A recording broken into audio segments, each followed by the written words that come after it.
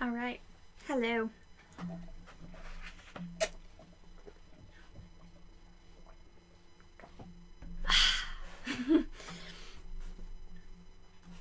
Streaming time. Hi, Elizabeth. Wow, you guys are so fast. It's impressive.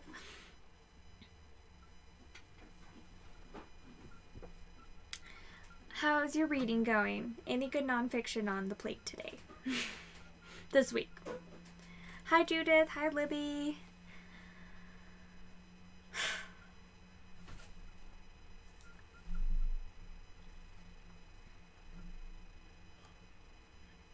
I'm like, everything I wanted to talk about today has just like totally gone out of my head. So that's nice. Love when that happens. I think it says for a promising stream. That'll be super interesting. So today, so far you've read 7 books this year. That is really good. That's hecka impressive. That's a book every 2 days. You're killing it. Oh, or 7 books so far today, because then I'll just hate you. Because that's crazy.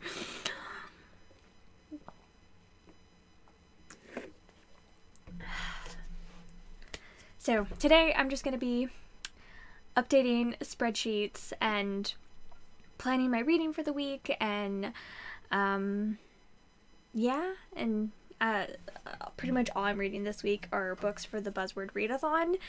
So there'll be lots of lie books in today's TBR, this week's TBR, and it means that part of my just like monthly TBR is just getting thrown out the window.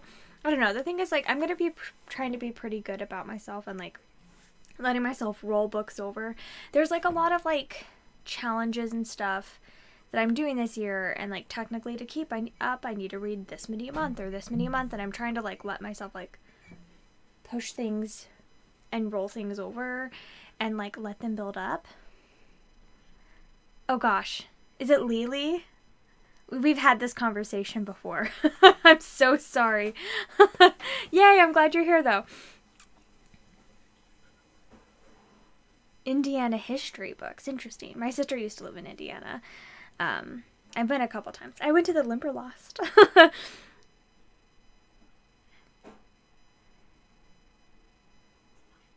Lily. Okay, good. Also, I was like, I'm pretty sure, but am I like, I didn't totally remember which one you told me was the correct pronunciation.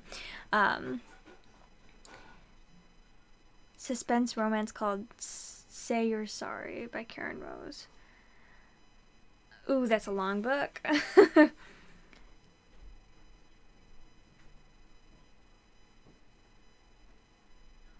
An Indiana history class. Nice. Well, I'm sorry you can't stay. We'll miss you. Have fun. Good luck. Study hard. I'm sure you'll kill it. You can do it. We all believe in you. I don't know. I see all like the high schoolers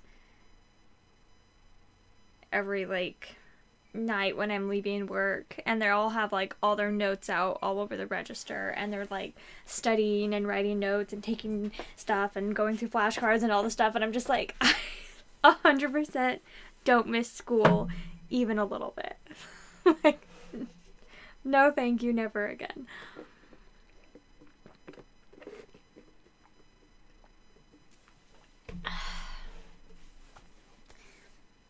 Hello, Robin. Let me know how the spreadsheet's been going. Have you been playing with it at all? I've like messed around with it a bit. It's not something I can totally utilize right now because my reading is like fairly strict, but I definitely want to hear what you're doing with it if you are using that spreadsheet. Okay, let's start updating, I guess. People get in here so quickly and I'm not expecting it. Alright, so I need Elizabeth in here. Other Elizabeth. Elizabeth, you're great. I don't want you to leave. Please don't leave. But I need another Elizabeth in here so that she can do all my fractions for me. Because I suck. You're working on spreadsheets right now. Great. I'd love when people come in here just to like plan with me. They're like, I'm doing all my planning right now too. The Collapsing Empire by John Scalzi. Hi, Bruna.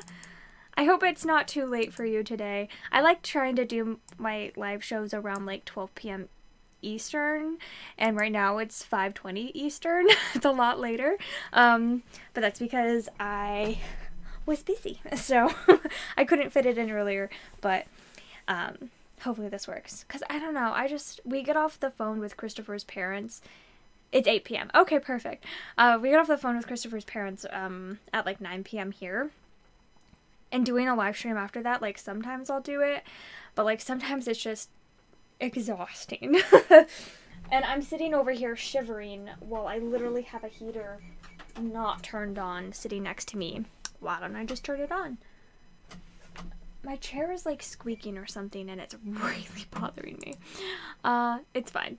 The Collapsing Empire. So this week was like a super weird reading week for me. I really struggled the first few days. I didn't finish anything till Wednesday. I had a break between Friday, or just between Saturday and not finish anything till Wednesday, which is like, it's only 2:22 here. Oh, because I was like, where is it that early? Just the whole West Coast.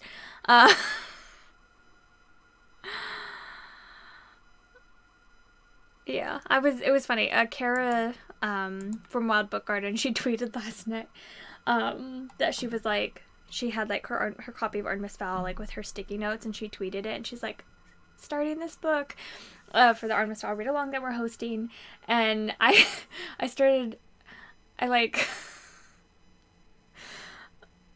saw it. She tweeted it. It was 11:30 on the East Coast when she tweeted it, or on the West Coast when she tweeted it, and I tweeted back and I was like, I was gonna say, why are you awake at 2:30 a.m. reading this book? And then I was like, wait a second, why am I awake at 2:30 a.m.? Like, what's wrong with me? Because I was out so late last night, and it was just, I was pretty amused. I was like, and then I realized you're like 3 hours ahead of me, and that you're not reading Artemis Fowl at 2:30 a.m. It's fine. Everything's fine. One of the hottest. Well, the year's only 2 weeks long. So far. Yeah, you're not even technically into the third week yet. Your longest book was, your worst read ever? Your longest book so far this year, or in general? I hate when long books are disappointing and you're like, you feel like you invested so much time. Oh, shut up, Judith. She's like, it's so cold here. Blah, blah, blah. Like, meanwhile, I sent her a picture of here where it's like with wind chill. It was like -2 degrees. And she's like, oh my gosh, that's so cold. And I was like, yeah, I'm out in it too.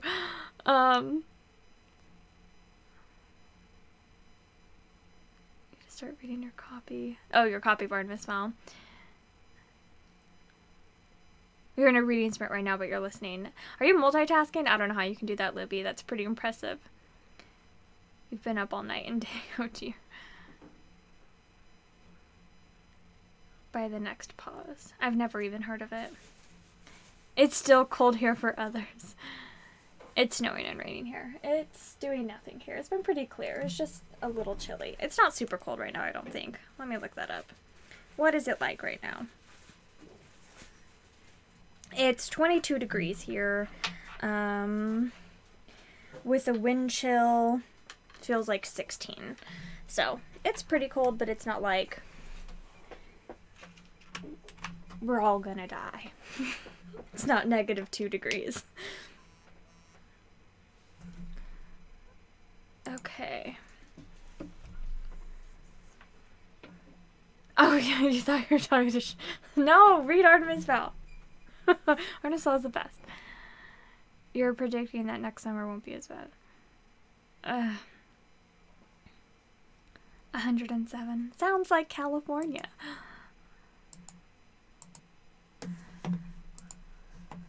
Except for California is like a dry heat, so I can handle California heat pretty well, at least where I grew up.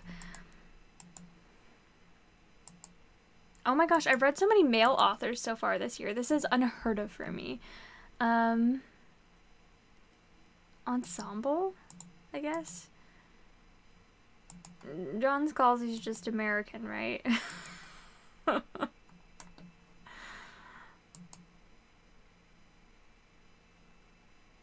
Oh my gosh, that's intense. I can't. No, thank you. Born in the United States. Okay. Definitely adult. The Collapsing Empire was super adult. And it's science fiction.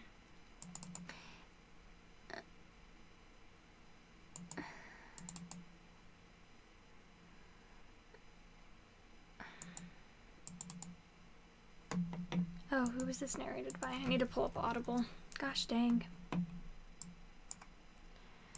Alright, so The Collapsing Empire, I would definitely say, if you don't read books that aren't R-rated, don't read this book, because there was so much language, so much sex, so much, like, stuff in it. Definitely go in knowing very mature. Just like a lot. And it honestly started to feel kind of gratuitous at points where I'm just like, why is this in here? This literally only feels like this is in here for like shock value at this point. Overall though, I did really enjoy The Collapsing Empire a lot.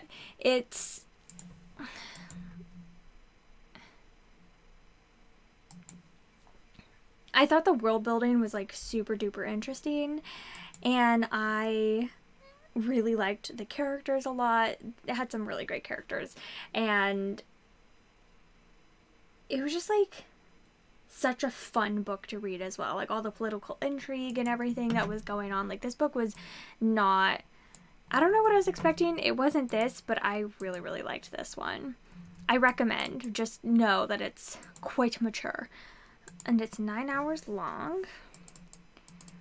Digital, it's 336 pages. I own the hardcover edition. I wonder what that is. 333 pages. 333. This was published the year before. Is that right? 2017? Yeah, 2017. It took me so long to read it.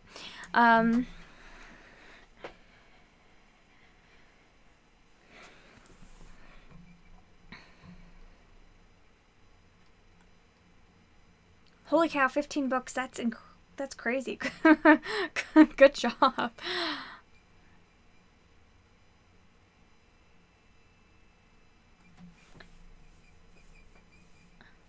Yeah, I think, I don't know.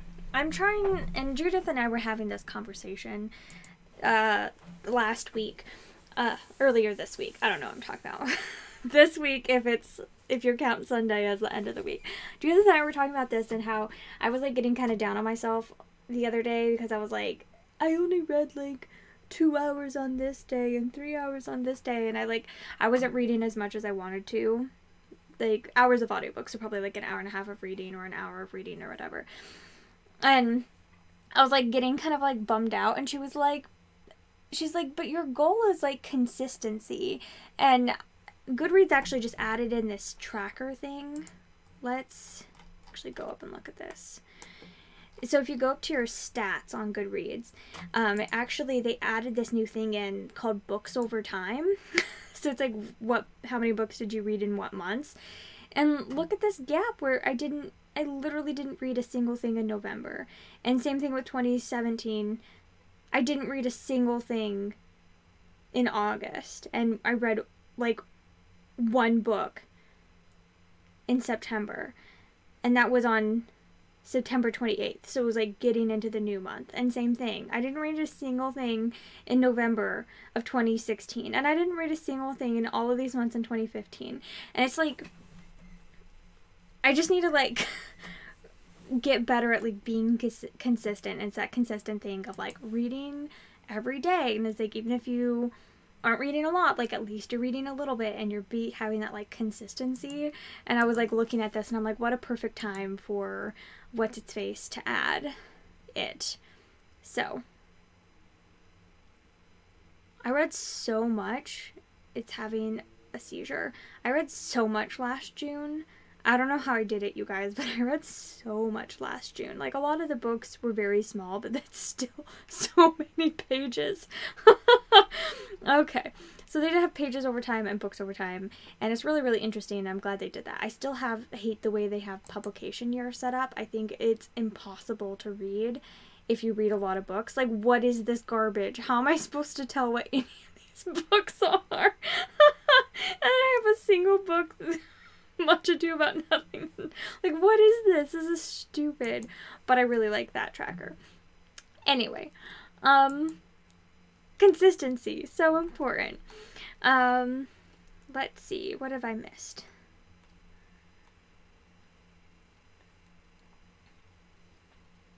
I'm trying not to pay attention to, like, page count and, like, number of books finished this year. I'm just trying to pay attention to, like, hours listened and reading books that I want to read.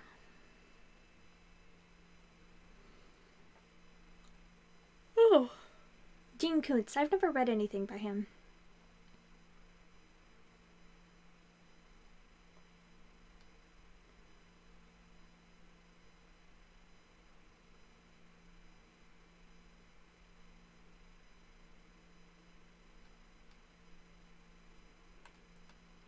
Hello, kitty.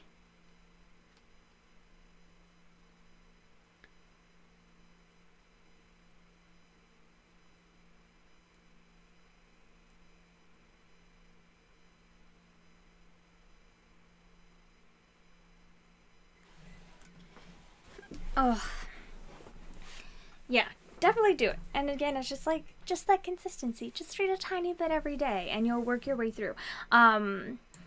If you haven't checked out Gwen from the Gwendolyn reading method, she's definitely one of those people that, like, she just reads a little bit every day and she finishes so many books. Like, if you watch her, like, she just did a live stream, I think today or yesterday, that was, like, her currently reading shelf, and she has, like, 18 books that she's actively working on, but she finishes over 200 books every year, often much more than that. And it's because she just, like, works on them a tiny, tiny bit at a time, and sometimes it'll take her 9 books to finish a month. 9 books to finish a month. 9 months to finish, like, a book. But she, like, just, like, works a little bit at a time. It's really interesting. I definitely can't do it as spread out as she does, but it's super cool. Let's see. Hi, Keisha.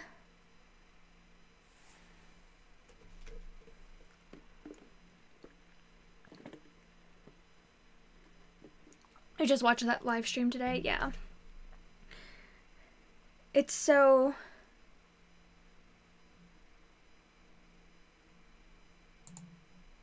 Books are made of awesome. It's so impressive how she does it, so.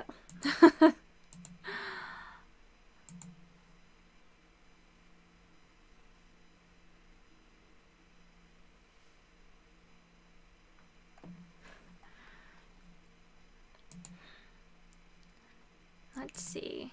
A Guide to Collapsing Empire, 4 stars. I really liked it, and I very much recommend. It was a lot of fun. Okay, and by the way, so I do have my crocheted thing right here.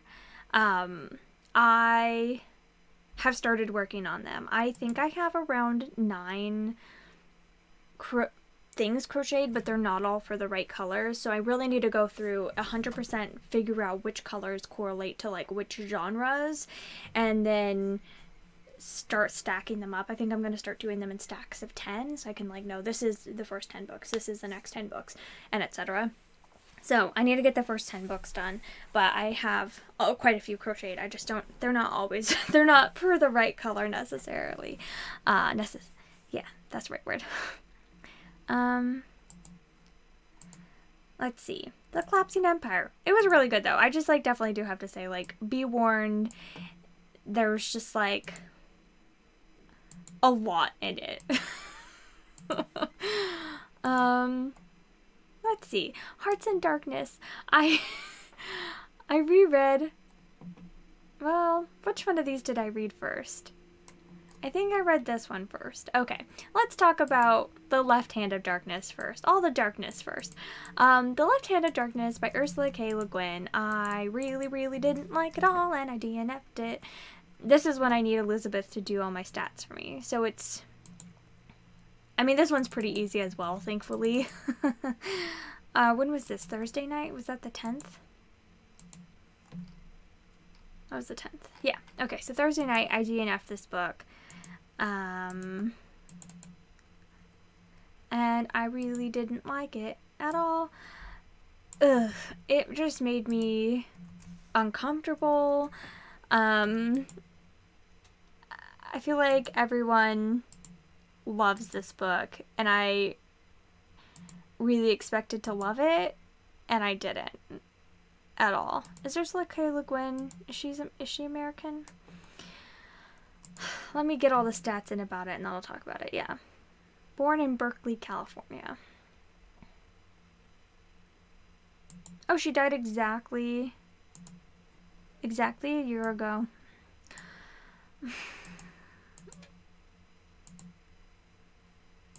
Let's see. The narrator didn't help. He was kind of boring.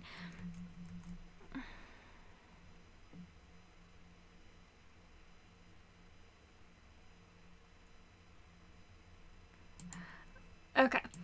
This book is like some of the quotes about like they were just the way that it spoke about like women was just not my thing. Let's see, this is 288 pages, and then I read 20% of it, let's say.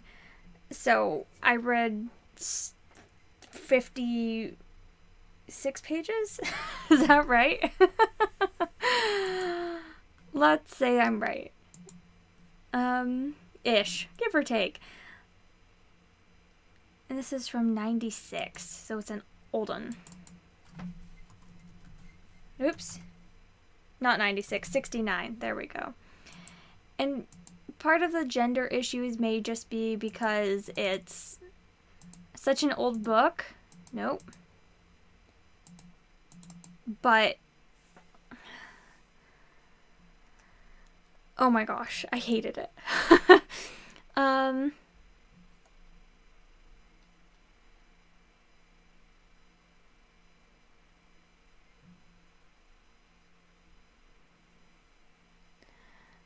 I haven't read them. This was my first attempt reading anything by Ursula K. Le Guin. I do prefer Audible to what?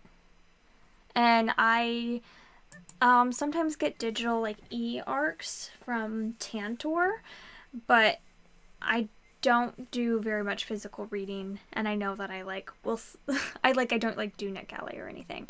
Okay, so The Left Hand of Darkness, the things that I didn't like about it is that traits that are feminine are like connotated as like bad, and it was really like driving me up a wall.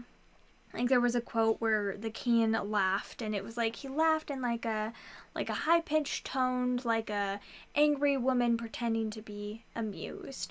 And then there's like a quote where, oh Judith, what was the other quote? There was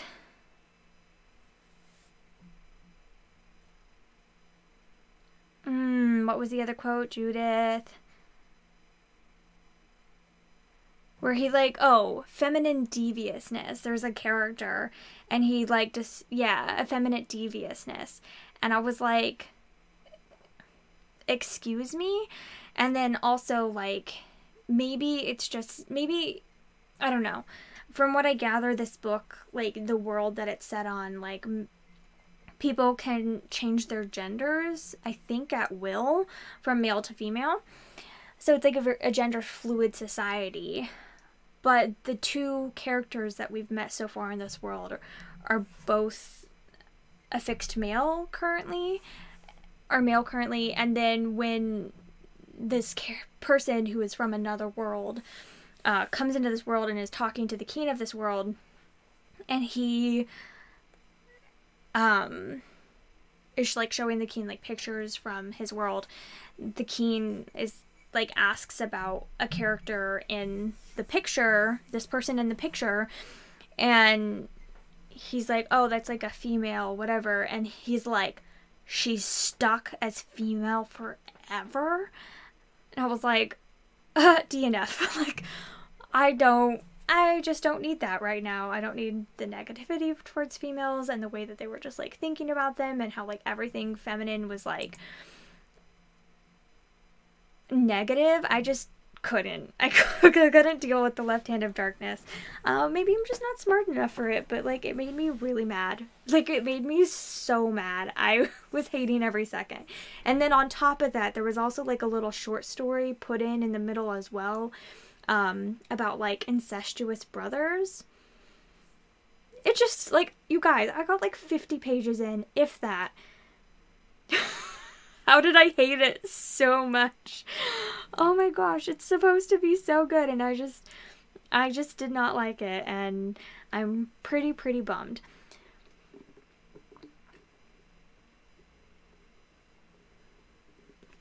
I'm gonna try the ones that walk away from unlaws or whatever it's called. I'm gonna try that one, and I will also try Earthsea, but my first foray into trying Ursula K. Le Guin was horrible. I do prefer audio to print, definitely. I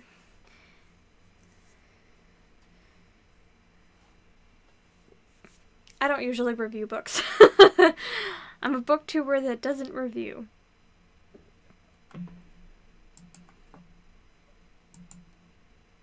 I just don't like that pressure of like keeping up with it, and like it has such good ratings and everyone else loves it, and I just like hated it. I hated it so much. I don't know. I'm not gonna try anything else in the series, I don't think. Everyone says to start with the 4th one, and I just like don't care to go back. I don't need that negativity. On a much more positive note, I ended up rereading Hearts in Darkness. I read this last June for the first time. Yeah, I read this last June, and it was just such a great little novella, in my opinion. It is quite steamy. It's about this guy and this girl that get stuck in an elevator together for a few hours, and it's just like really cute.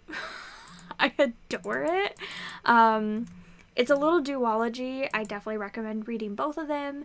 I definitely cried. I don't know if I cried during this first one, but I definitely sobbed during the second one.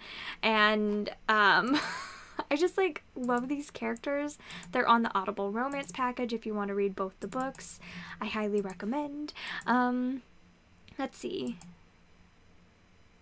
Oh, gender of the author. I think she's female.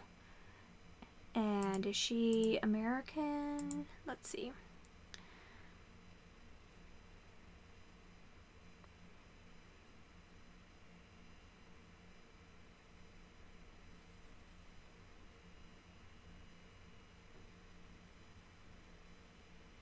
Oh, do you guys have a Facebook group together?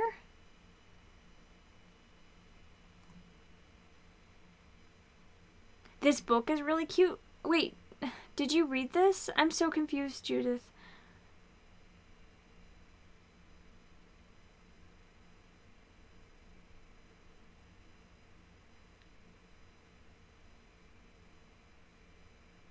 You're waiting for the anxiousness? I'm so confused. What are you talking about?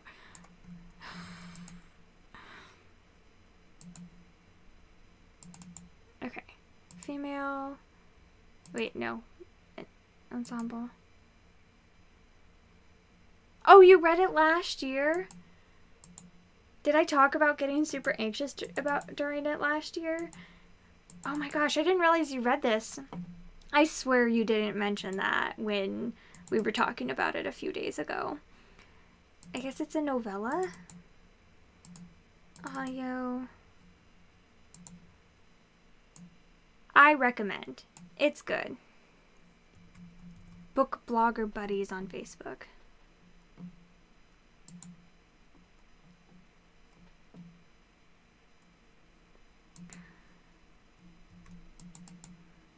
Oh, that's so great. I would definitely consider joining it, but I have not been on Facebook since before I got married, so it's, you know, only been like 3 years at this point.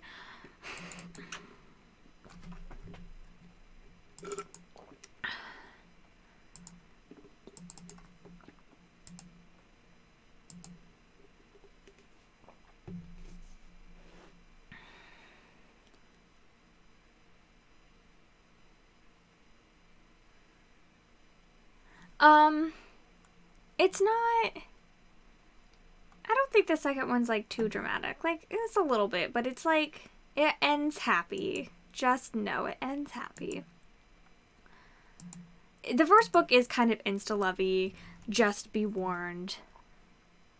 It is pretty insta-lovey, but it was also just so fun, and I love the characters. They're my babies, and I want to keep them safe and happy forever.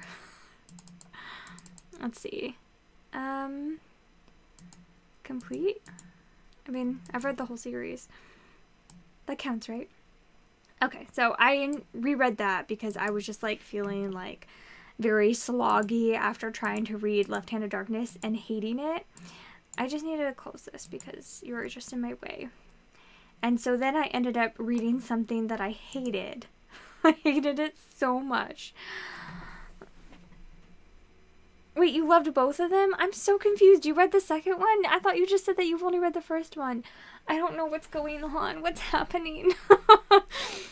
My Lord and Spy Master by Joanna Bourne is flaming trash. I hate it. I hate it, I hate it, I hate it.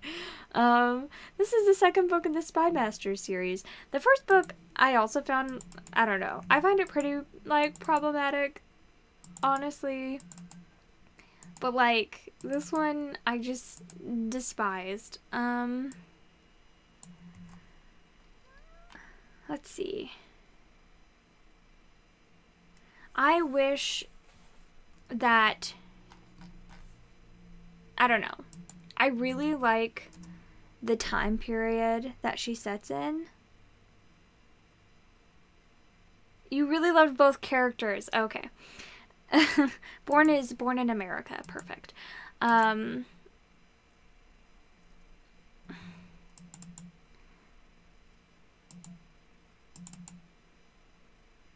think you see from his point of view, United States, adult, I don't know.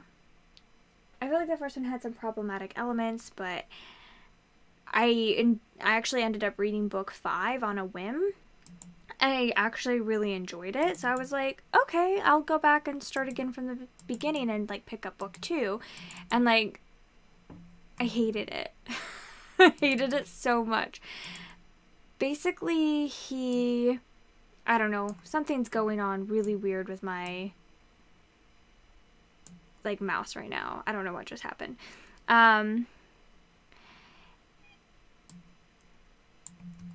Basically, there's this scene at the beginning, which should have just, like, tipped me off, and I should have just stopped reading it as soon as this scene happened, where, like, she's, like, unconscious, and he's, like, thinking about having sex with her when she's, like, hit in the head and unconscious, and, like, he has to, like, take her clothes off, because she, like, fell in, like, drenching, like, freezing water, and he has to, like, get her clothes off so she doesn't, like, catch a cold or whatever. But, like, he's very, like, lascivious when he, like, takes her dress off and has, like, I don't know, like, creepy thoughts about her, which should have just, tipped me off at the beginning, but I'm a glutton for punishment, and I kept reading, and, like, it's, like, a hard book to describe, like, everything I hated about it, but, like, I genuinely just despised this, like, everything. Like, she is so useless. She's one of those stupid characters that, like, the author keeps telling us she's so smart, she's so amazing, but, like, everything she does is just, like, so dumb. Like, she puts herself in, like, danger all the time for no reason. I don't know, there's, like, this part, so I guess she, like, I don't know, this might be minor spoilers or whatever, but I guess she, like, sold, like basically is, like, owned by a man when she was, like, a kid who is like, his name is like Lazarus, and he's like the ruler of like the underground whatever in London, and like of all the thieves and stuff. He's like basically the king of the thieves, and she's like basically like his property, which is really uncomfortable. And then her dad ends up like stealing her away from him, and so she hasn't seen him in 10 years, and he's not the hero, by the way. She hasn't seen him in 10 years. And then this is getting more into like the spoilery part, but like that also just like makes me really hecka uncomfortable. And also it doesn't make sense, because if this guy is so powerful and like amazing and all this stuff, I just feel like Joanna likes to tell you things and you're just like meant to believe them on face value, when really you're not being shown anything. Like, we're told how amazing and impressive and all these things that he is, but yet he never, like, he doesn't get her back. And he just, like, lets this person, like, take his property as he sees her. And then, this is getting into major spoilers, so go la la la la la if you don't want to hear this. But then, there's a part later where she ends up having to go to Lazarus to get help, to, like, help with her dad, whatever. And he's like, okay, like, yeah, I'll help with your dad, but also you're mine, you have to stay with me. And then this other guy comes in, who's the hero, and it's like, I don't know, a good like 70-80% of the way through the book, like, it's like established that they're like falling in love with each other, blah blah blah. He like comes in after her because she keeps putting herself in these like dangerous situations. He comes in after her and he's like, no, she's mine. And she's like, I'm not yours, I'm Lazarus, blah blah blah, like, I don't know. And she's like, no, I'm not yours. And then he's like, no, she is mine. She belongs to me. And then he ends up buying her from Lazarus. So now she's been owned by 2 men. And then, like, it's not even, like, addressed for, like, I don't know, like 50 more pages. That she's like, oh, by the way, like, I want to buy myself back from you. And she does it with, like, a shilling or something. She's like, it's just, like, a symbolic thing that I own myself. And it's just, like, I hated it so much. I don't know. That scene made me so mad. And then, like, there's, like, another scene as well where, like, very close towards the end, that she needs to, again, be rescued by this big, strong man and take care of everything for her. And, it just, like, it's, like, I don't know. Like, I never cared about the characters. I never cared about anything. Because the author didn't ever have me care about anything. She just told me how I should feel, and I didn't feel that way because I can think for myself, and I'm not gonna care about your stupid characters. And so I didn't, and then at the end, I think we were supposed to, like, care about stuff, and I just didn't, and I was like, who is this character? I think this whole day that I read this in, like, one sitting in a day. This whole day was just, like, it felt like a fever dream. It's like I couldn't stop myself reading it, but I hated every second. And I felt very groggy the whole day as well, and, like, I felt very hungry all day. It was also a day where, like, no matter how much I ate, I couldn't get full. So it also felt like a fever dream because of that. And so, like, I kept, like, eating food, not feeling full, and then, like, passing out, and then, like, waking up. And, like, it was just, like, a terrible day. Friday was, like, such a bad day. And this book just, like, made it a million times worse. And I think that's, like, probably why I didn't stop reading it, because, like, I just, like, wasn't, like, in my right mind on Friday for some reason. And I hated it. It was so bad. It's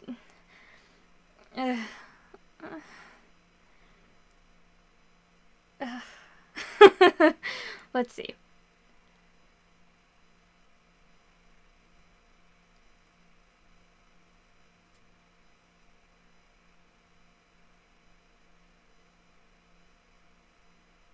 Okay. I was just catching up with chat what I missed. Yeah, this was just, like, such a bad book, and I'm so mad that I spent so much of my time on this garbage. 324. By the way, the problematic element from the first one, like one of the problematic elements, there were multiple. I'm pretty sure there's like a scene where he like touches her without her permission and stuff like that. I think they're like enemies to lovers, whatever. I don't know. I really hate the first book. I read it several years ago. I don't remember. But one of like the super problematic things about it as well is that she's blind at the beginning of the book. She's like recently lost her sight, and then she like miraculously gets healed at the end of the book, and gets her sight back. So the disabled character is not even disabled.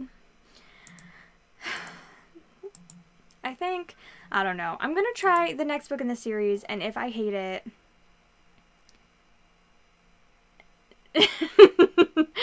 yeah, I'm gonna try the third one. I don't know, because I really enjoyed the fifth one, and so I'm just so confused, and I know so many people who like love this author and stuff, so I'm gonna try one more book by this author, and if I don't like it, I will just never touch her again.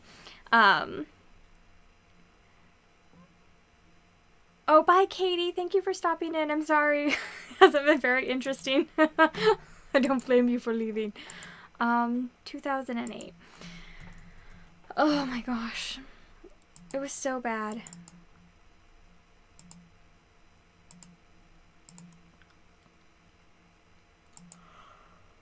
I don't recommend. But the thing is also that, like,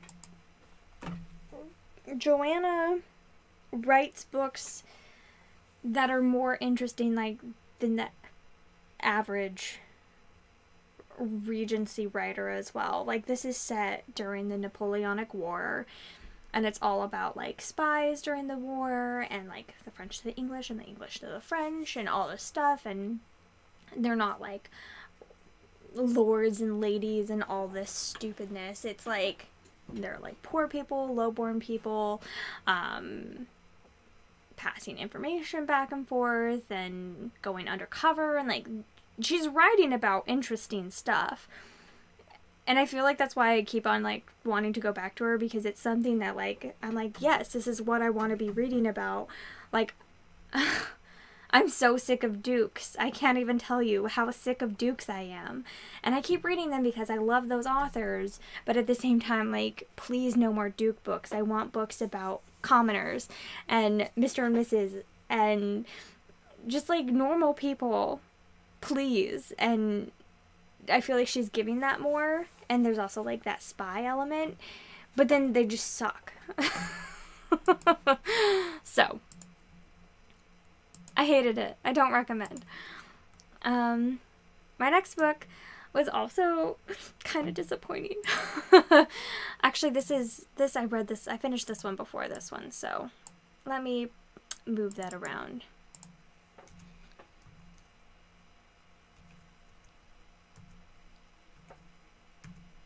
There we go.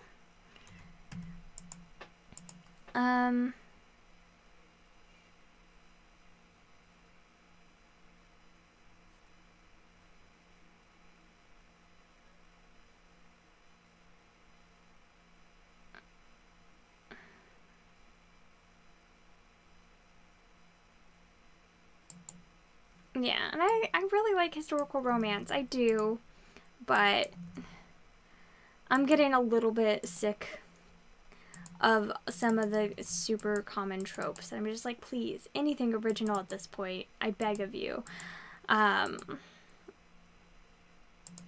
This is The Duke's Perfect Wife by Jennifer Ashley. This one was also a disappointing read for me. I still give it 3 stars. I still really liked it. I thought this was going to be my favorite book out of the whole series. I literally thought I was going to give this book 5 stars. And I didn't. And I'm pretty sad about it. It's still really good though. And I've never given a book by Jennifer Ashley less than 3 stars. And just in case you guys don't know, 3 stars is a positive rating for me. I know a lot of people are just like, 3 star, it was okay. I like my 3-star books. 3 stars means that I enjoyed them and I had fun. This book I enjoyed and I had fun. But like, I love the first half, and I just like was like really disappointed by the second half. It just like got dramatic, and I felt like the reasoning behind stuff was like kind of flimsy, and he like got annoying at the end, and I don't know, there's just like a lot of things that just like didn't work for me at the end of this book. But like I loved the first half of it so much. I loved her. What is her name again? Eleanor. Eleanor is like my favorite person ever. I want to be her when I grow up. She is wonderful. She's like so like take charge and so awesome, and I loved her. She's amazing. She is one of my favorite, like, probably, I don't know, she's one of my absolute favorite like historical like romance protagonists that I've ever read. 296. But I'd say my favorite book out of the series is still probably the 2012. The third book. That one's still my favorite, but I'm definitely going to keep reading all the books by her. I still really enjoyed this one. It just like was a little bit disappointing because it wasn't as good as I was hoping it would be. I just love her. 3.5 stars for Eleanor. If it was just Eleanor and no Hart and no anyone else and just her, it'd be like 5 stars. I love her. This was book 4. Let's see.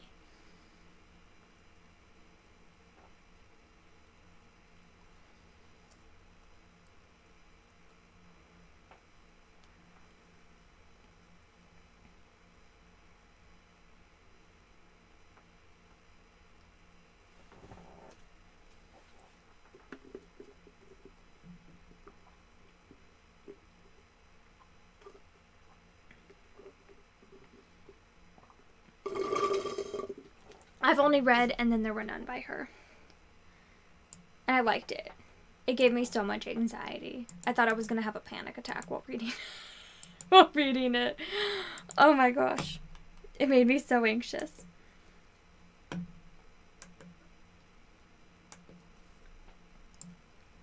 Alright. And then, after finishing that terrible book, I was like, I just need something happy. And so I picked up The Proposal by Jasmine Guillory. Is that how you say her name? This is lovely. I really liked this book. I'm really proud of her. This author, holy cow, she's killing it. This is only her second book. It made it onto the New York Times list, and good for her. Let's see. I read her first book, and I definitely like this one better than her first book. Again, I feel like the end got kind of dragged out in this one, and I was just like a little bit like, okay, come on guys, like, you got this, like, stop it. And Carlos, he ended up getting, I don't know, he said some stuff to her at the end that, like, real pissed me off. I was like, are you kidding me? Like, I don't care if you apologize. You do not say that. Like, no. But in general, I really liked it. I loved the setting. It's like set in Southern California, and I had so much fun reading about it. I miss Southern California so much, and I just like, I could like feel the weather and like see the palm trees, and I could just like see everything when I was there, and I was just like, I miss it. I want to go back. Can I please live in Southern California again? It's so beautiful. And so I just like, it just like felt really happy reading it. So it was like probably more like a 3.5 star book, but like I'm giving it 4 simply for the fact that like I just like enjoyed it so much when reading it, and I really just needed to enjoy something. Let me see. 327 pages.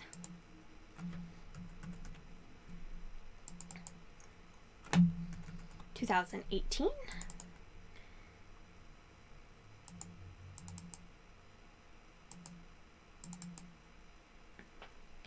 And also another like really like happy thing about this as well is like I loved the female friendships in this book. And there's like a lot of diversity in this book as well, which is also great. But like her relationship with like her girlfriends is wonderful. And it's it's nice that she has a relationship with them and that she continues to have a relationship with them after she has a relationship with this guy. Basically, this guy and her, if you don't know what this book is about, she ends up getting proposed to by her boyfriend that she was actually about to break up with.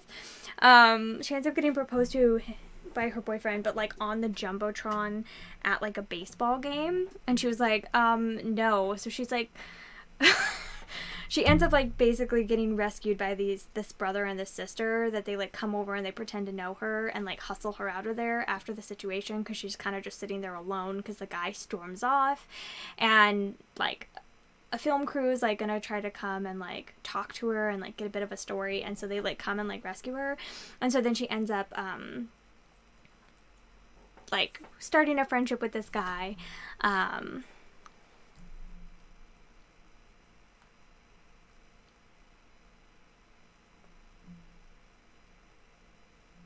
Let's see, sorry.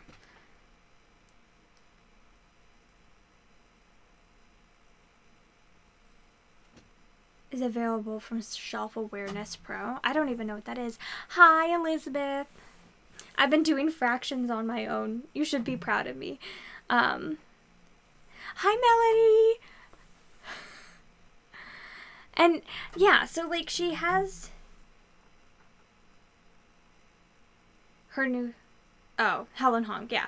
The Bride Test, I don't know. I really didn't like The Kiss Quotient. I know everyone else loved that book. I really didn't like that. Check out my Goodreads review if you want to know why, but it just rubbed me the wrong way so hard. And I feel like it's kind of like a deceptive premise, to be honest. I don't know. I didn't like that book. But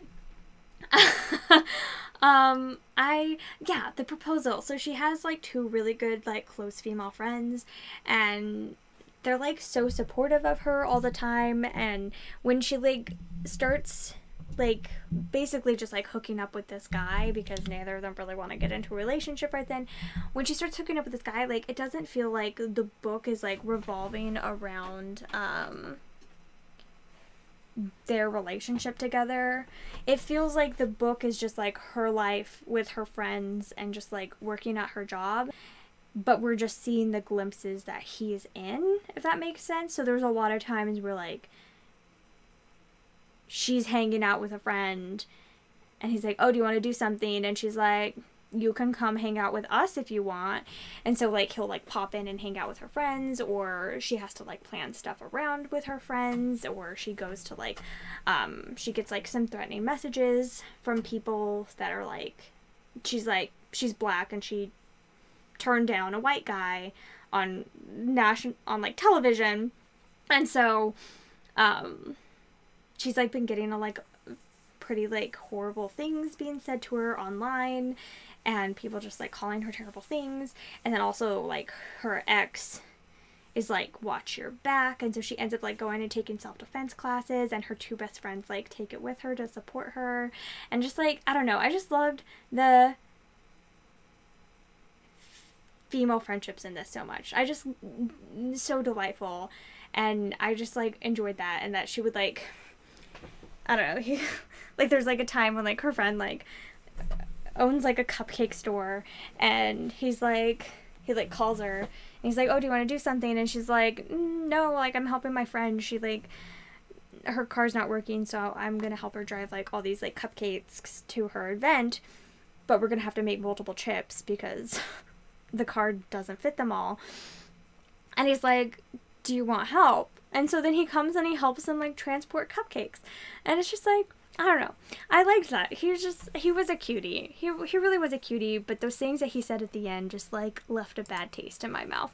So I don't know, overall I really liked it though, and I recommend, and I will be reading The Wedding Party. That's her next book.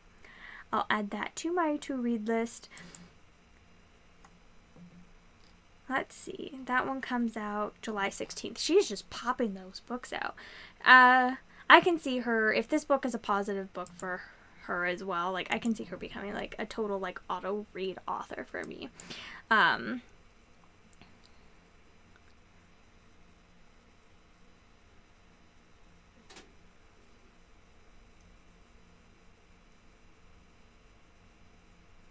let's see, When We Were Very Young by A.A. Milne. This is the third book in the Winnie the Pooh series. So the first two books are like little like short stories about Pooh and friends. And then this book is a poetry collection. And it's not really my thing, but I still had fun with it. I don't know. Like, I liked them both. I gave them both 3 stars, but I'm just like not a poetry person, and so these really like didn't like do anything like spectacular for me where I was like, oh my gosh, I love this. It was just like fun, but I don't know, like I know a lot of people like absolutely love these collections, and I just think they're cute. I don't know. They're still positive. I still liked them. I'm not saying I didn't like them, but maybe I'm just not the person that they're meant for. More male authors.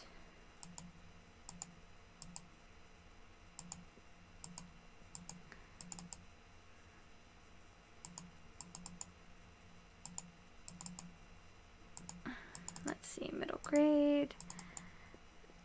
I decided to classify them as classics.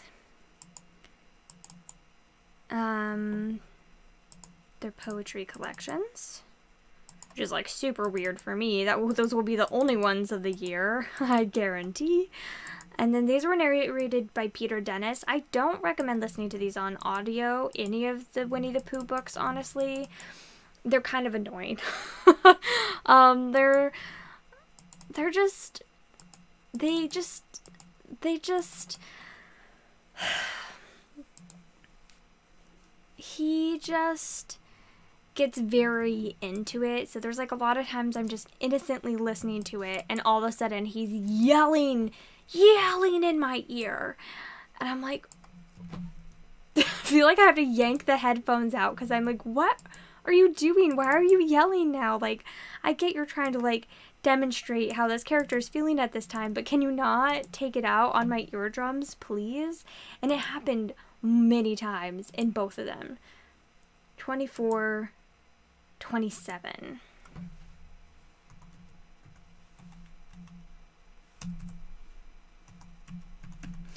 And I don't know, it was just like, I don't recommend them on audio, honestly. They would probably be much better physical.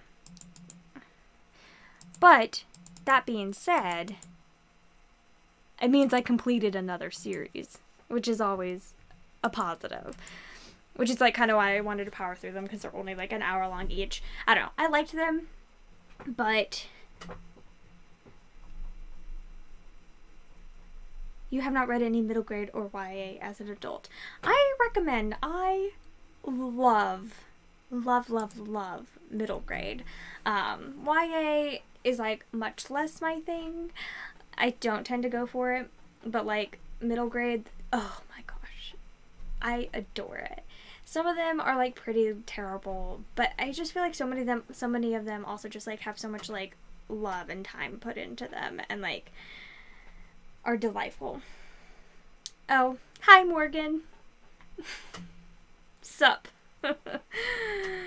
Especially as an adult. Yeah, I agree. Like, I feel like I love middle grade even more now than I did as a kid.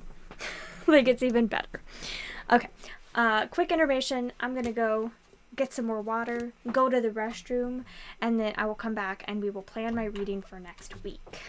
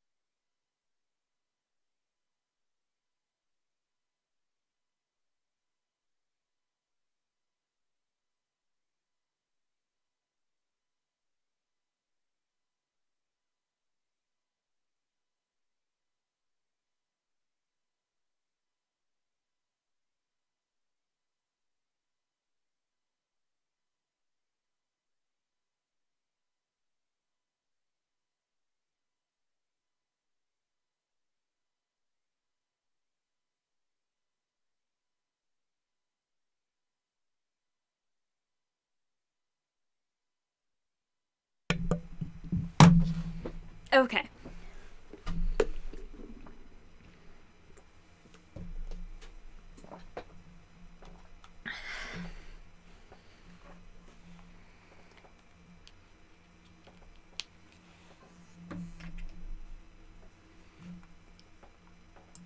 Yes, middle grade is phenomenal.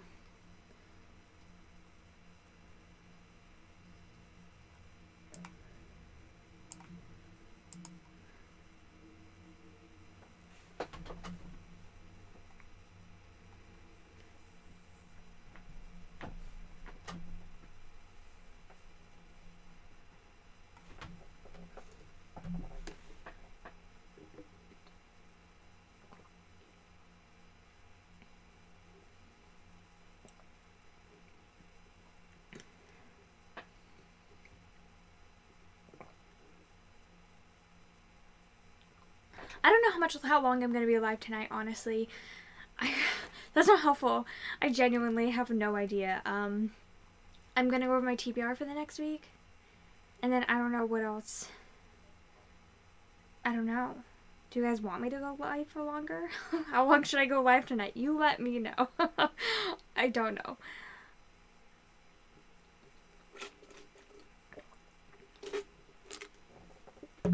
But I've read 14 books so far this month. 2 of them were very, very short. 4 of them were very, very short. 5 of them. And then 2 were DNFs. 5 of them were very, very short. 2 of them were DNFs. It's fine. Everything's fine.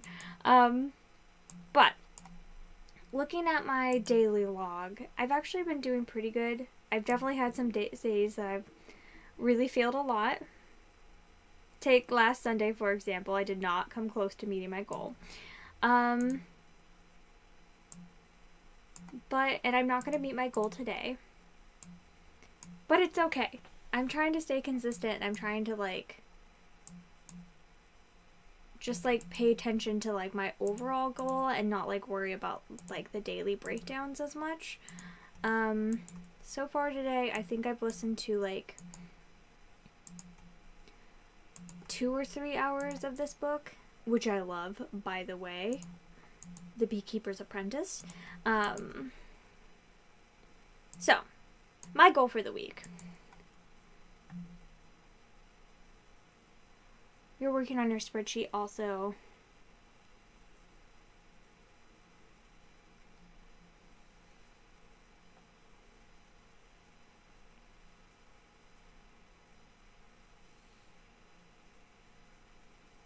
You've been adding them all in a journal. You've only read 3? That's still a lot. It's still impressive. Chris has read 2 or 3, I think, as well. Oh, I really like The Beekeeper's Apprentice so far. Like, I'm kind of obsessed with it. Like, I don't know. And it's narrated by Jenny Sterling, which, I don't know. I know some people don't like Jenny Sterling's narration. I love it. She's one of my favorite narrators. It just makes me so happy to listen to her voice. So, like, I'm enjoying the story. I'm enjoying the characters. I'm enjoying the writing. I'm enjoying the narration. Just, like, everything about The Beekeeper's Apprentice so far is, like, so good. I thought you said your longest was, like, a 800-page book. I'm confused. Was that just in general, or was that this month?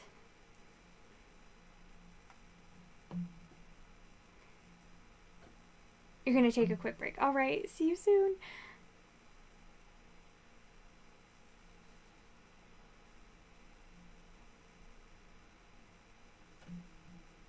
She narrates the Howl's Moving Castle series by Diana Wynne Jones. That's what I listen to her narrate.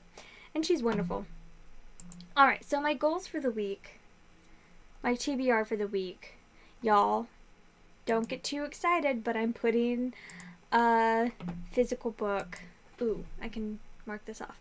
I'm putting a physical book on my TBR this week. Okay, so let's talk about what I've already read this month so far. I did have another book that I DNF'd, but I'm not even counting it because I literally got like 3 pages in and I was just like, could not deal.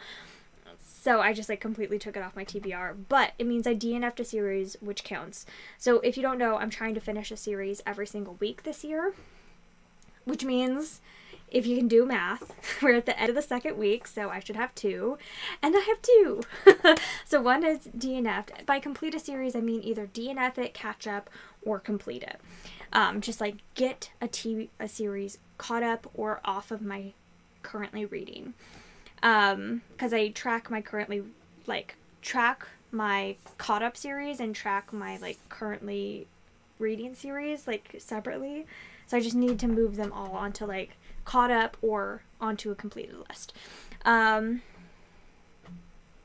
one was in 2018. I think the longest book I read was around like 750 pages last year. The second book in the Extraordinary Adventures of the Athena Club. Brilliant series. I'm rereading the first book this month.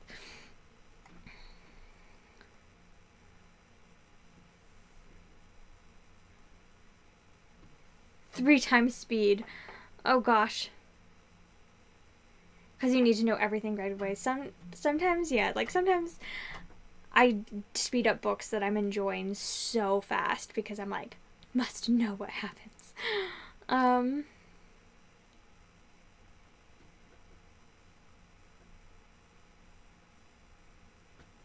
The only way you've been reading is physical. Chris has listened to 1 audiobook, and I think he's read 1 or 2 physical.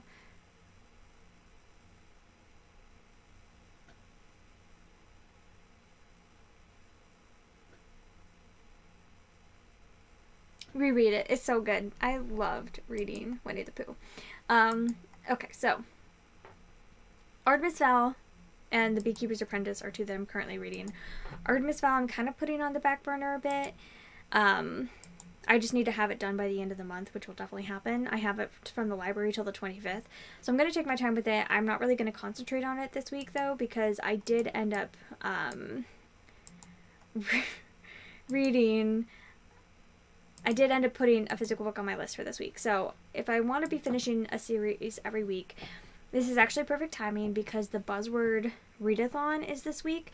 And I am going to be reading Palace of Lies. So if you don't know how the Buzzword Readathon works, they choose a word and then you have to read books with that word and the title or series title for that week.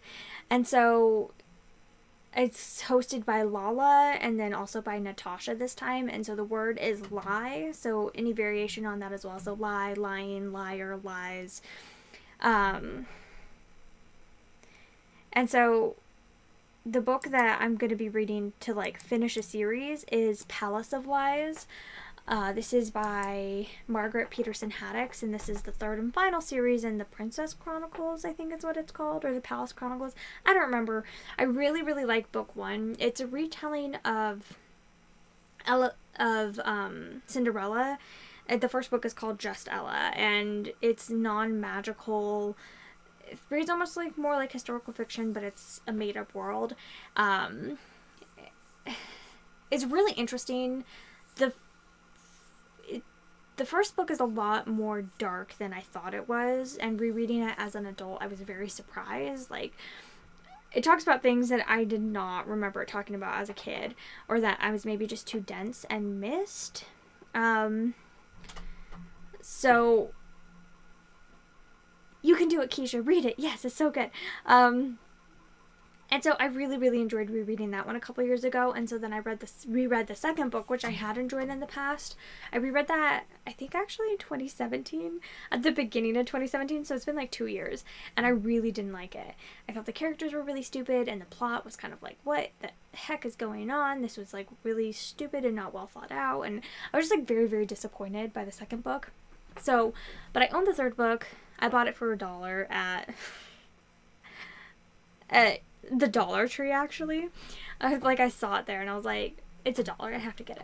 So I own it physically. I'm going to read it physically. I'm just going to try to read for like half an hour to an hour every night. Just set aside that time, read it every night, and then I will see what happens with it. Yeah, I don't know. I'm not excited. I'm totally up for DNFing though, so if it doesn't grip me in like the first like 50 to 100 pages, based on how disappointed I was in the second book, I will definitely have no qualms about DNFing it, but I need to try it at least. So Palace of Lies is my first read for the week, my physical read. I have another physical read as well, which is like going to be super fun and easy. It will probably only take me an hour to read, and that is Prilla and the Butterfly Lie. I should be pulling these covers up for you guys. I don't know why I'm not. I apologize. Let's do this. Palace of Lies by Margaret Peterson Haddix, The Palace Chronicles, Book 3. I really, really like the cover. The cover's super pretty. And it's finishing a series for me. It doesn't have great reviews. And it doesn't have a ton of ratings. I don't know.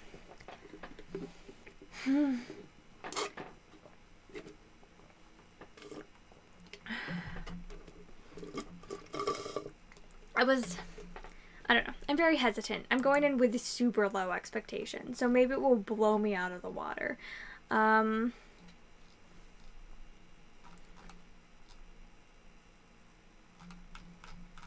I don't think this is a retelling of anything. Is it a retelling of something? Oh no. What is this? Let's see. The Cinderella-esque world of Justella.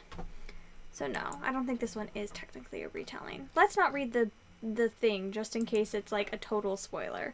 Okay, and then the other book, Prilla and the Butterfly Lie, is the second.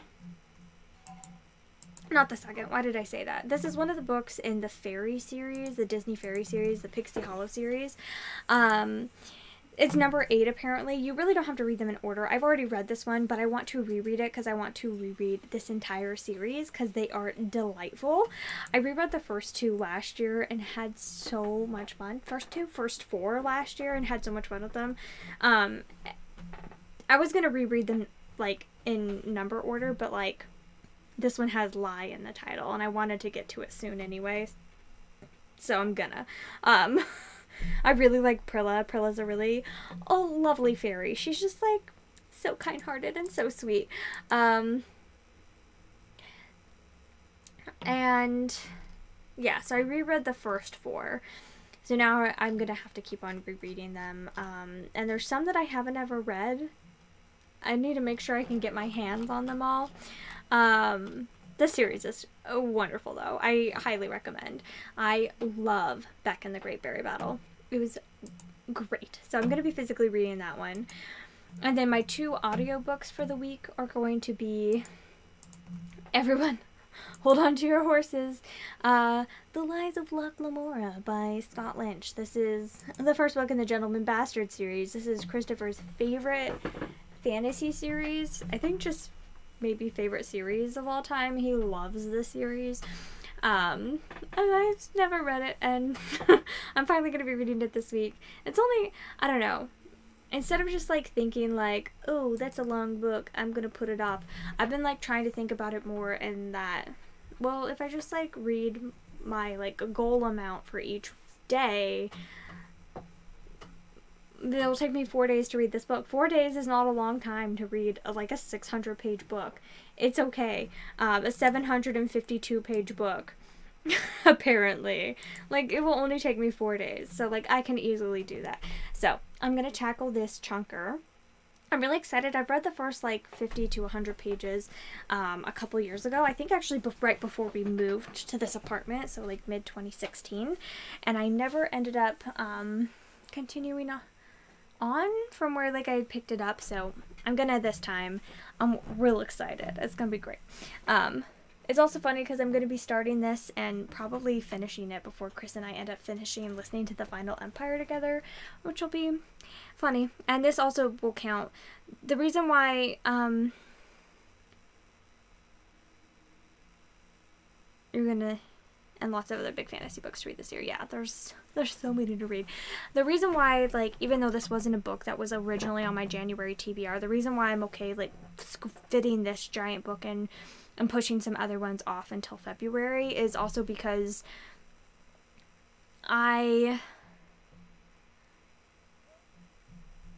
it's like on my list of books to read this year, like a list of books that Chris ended up giving to me to read. Oh, I'm so stupid. I just remembered something. I suck. It's fine.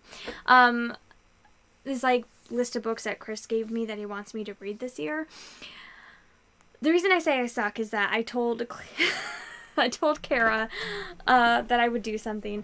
I will be right back. Just give me like 2 minutes. I'm gonna get more water. Ugh.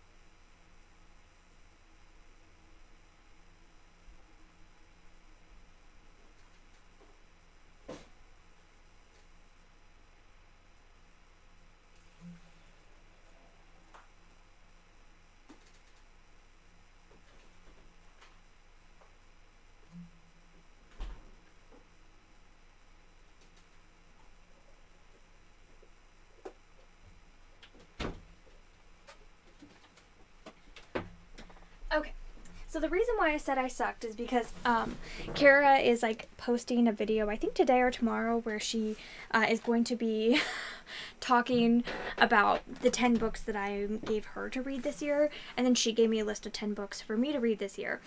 So I'm going to do that really quickly. I'm going to go over the 10 books that she gave me to read this year, and then she will be able to link this section. So once the live show's over, I will find this section about an hour and 18 minutes in mentally for myself, and I'll like give her this section and be like, oh, you can tell people to go to this specific part if they want to see the books that she recommended for me. So I'll do that in a second, but this is one of the books. Chris gave me 6 books that he wants me to read this year. This is one of them, and so I don't mind like bumping this up my TBR and reading this instead, and then getting to some other books later. Okay, the other book that I'm reading for the Buzzword Readathon, let's just get to it really quickly, and then I'll talk about Kara, is Whispered Lies. This is counting for the Audible Romance Challenge. Okay, so there's this thing called the Audible Romance Package Challenge or whatever, where you, oh gosh, it's this one, Web of Lies by Catherine Brooks, where you end up reading, they give you like, on Audible, they like have like a list of like categories, and then the challenge is to read a book from each that fits into each category in a year. I didn't do it last year. I kind of wish I had. Little White Lies. No. Is that young adult, by the way? I don't think I know. This is one of the ones that fits into political, so I kind of like chose like, oh, I'm gonna read a political book, this because whatever. I'm reading it specifically for that, and it will be like a fun romantic suspense offset to The Lies of Locke Lamora. I have contemporary political, I have fantasy, and then I have like 2 other like physical books, which will be interesting.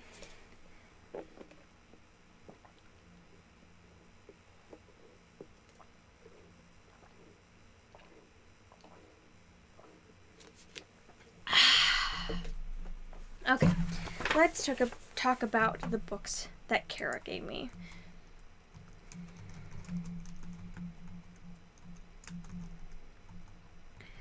I don't know, should I pull them all up and then go through them? Or should I think maybe I'll do that. Oops.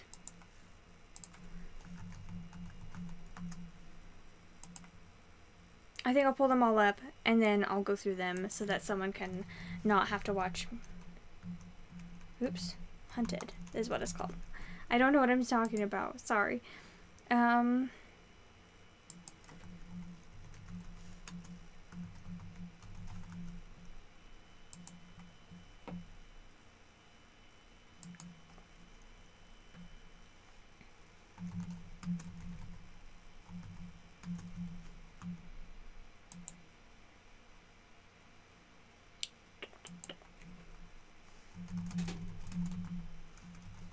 Calm your horses, everyone.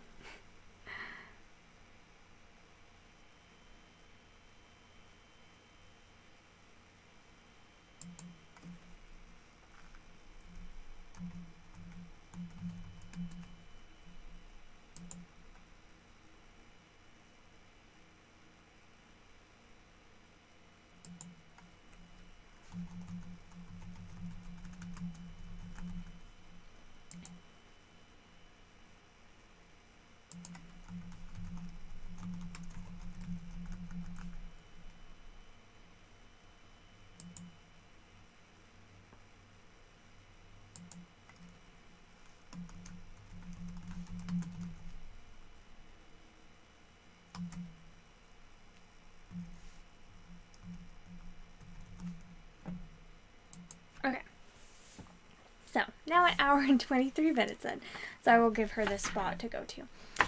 Okay.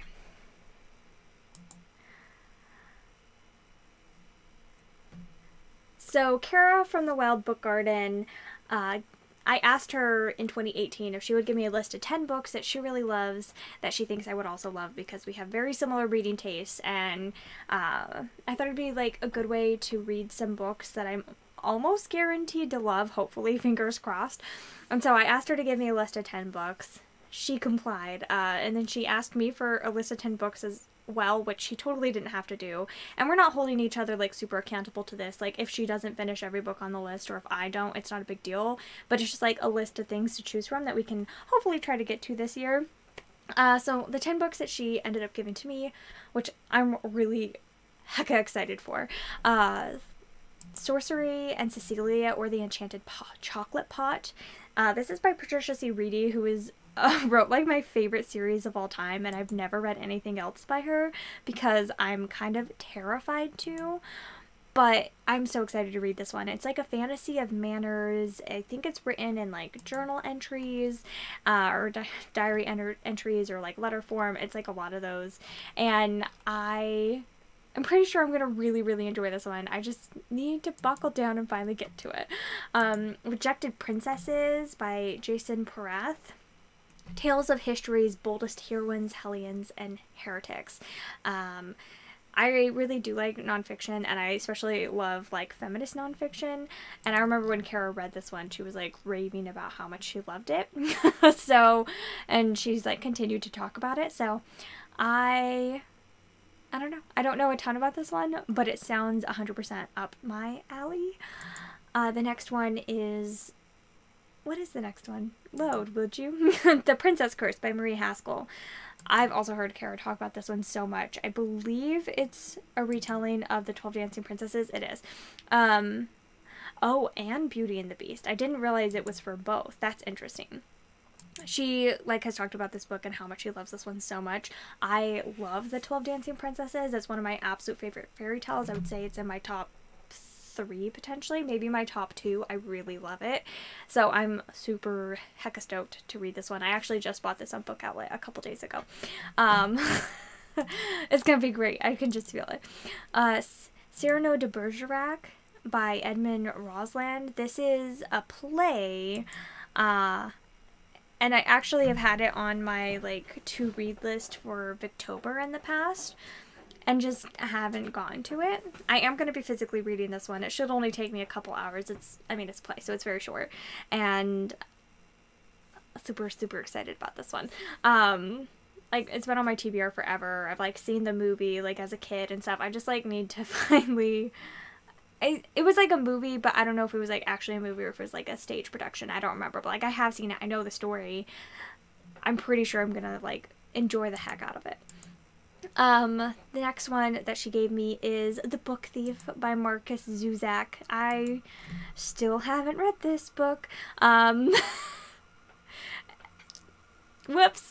And everyone's been telling me to read it and pestering me to read it for years and years and years, including my husband. Sorry, ignore the fridge. It likes to yell when it feels like it's being neglected. This is one of Christopher's favorite books. I still haven't read it. I'm sure y'all know what it's about. It's like the most hyped book on BookTube ever, but hopefully this will be the year. We'll see. We'll see if this is the year. The next book on the list is The Golem and the Genie by Helene Wecker. This is... Oh, it says it's the first book in the series. Are there multiple books in the series? Oh, apparently there's a book 2 coming out in 2020. Interesting. I had no idea. This is... I don't know. I heard this was so popular on BookTube when it came out. Yeah, this one came out in 2013. This came out right before I joined BookTube. And everyone was talking about it.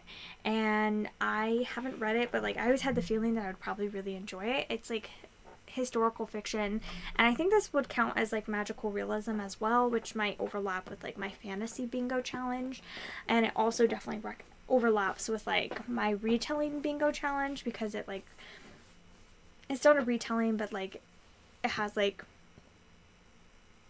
mythical creatures and stuff that would like overlap with that. So it's definitely something that works into a lot of ways for my reading this year. I'm excited to read it. I'm also a little scared though, because it's like so popular. Next book on the list is The Stolen Songbird. This one actually isn't a fairy tale retelling. I felt like I thought it was for some reason. Anyway, it's fine. The Stolen Songbird by Danielle L. Jensen. I believe this one is about trolls. Yeah, trolls. And I'm really excited about this one as well, because Kara and I actually buddy read a book about like trolls and stuff that I feel like is like sort of similar to this book a little bit, and she hated it. She gave it 1 star and I didn't like it. I gave it 2 stars. And so I feel like I've been wanting like a good one to kind of like get the taste out of that one, like the taste of that one out of my mouth, and I feel like this one will do it, especially like since Kara really loves it. This is the perfect thing. It's the first book in his trilogy though, so I'll have to read all of them, obviously. And then the next book, Hunted by Megan Spooner. This is a retelling of Beauty and the Beast, and she actually has a Robin Hood retelling coming out this year, and I really especially want to get to this book before that book comes out so that I can like get my hands on that one right away and read that one too, because I'm always down for a Robin Hood retelling. I think that one might be like Robin Hood dies and like Maid Marian has to like take over or something. Anyway, either way, it sounds wonderful. And then this one, I mean, I'm always down for like a good Beauty and the Beast retelling, and this one has been on my list for so long. I wonder, I've had it on like my Goodreads for 3 years at this point, but I definitely had it on my radar before then. And I trust Kara's taste in retelling, so I'm sure it's going to be phenomenal. Wildwood Dancing. Here's another 12 Dancing Princesses retellings. She put 2 on the list. I'm pretty sure that's what this one is. Isn't it a retelling of that one? I'm pretty sure. This is a book that I've actually half read before. I know on my Goodreads it says I haven't. I have. It was just a long time ago, and I don't remember anything about it at all. I don't even know if I finished it. It was when I was like in a major reading slump where I wasn't really reading for pleasure, and all I was doing was like reading for school, and I tried to read this one, and I just like, I don't know, it just like didn't click with me at the time, but I've been really, really wanting to read Juliette Marillier's books, and this one is like one that was actually at the top of my list, so I'm finally going to be like actually reading something of hers as an adult, and I'm always down for more 12 Dancing Princesses retellings. I really hope it's one of those, because if it's not, I'm going to feel real dumb. And then the final book on the list is Still Star-Crossed by Melinda Taub. This is a retelling of Romeo and Juliet, which is actually perfect as well because, again, for the for the retelling book bingo that I'm doing this year, one of the prompts is to read Shakespeare retelling, so this will work for that one. And I'm interested. This is definitely one of the ones that, like, I'm most hesitant about because I really don't like Romeo and Juliet at all.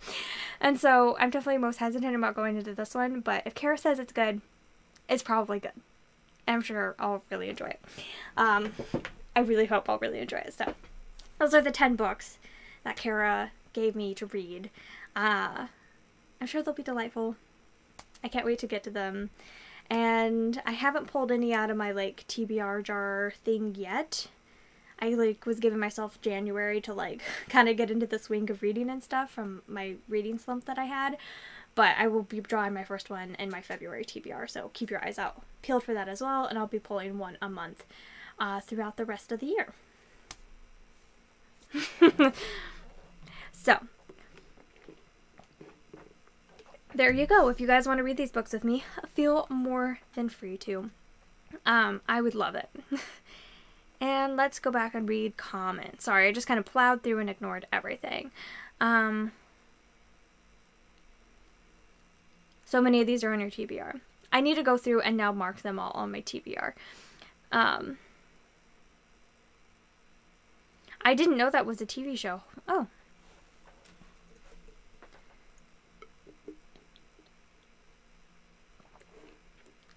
I own all 3 books in the Enchanted Chocolate Paw series, and I have not read a single one. I tried to read the first one like 10 years ago, and I didn't finish. I think I got like maybe like 10 pages in. Like, I didn't get far at all.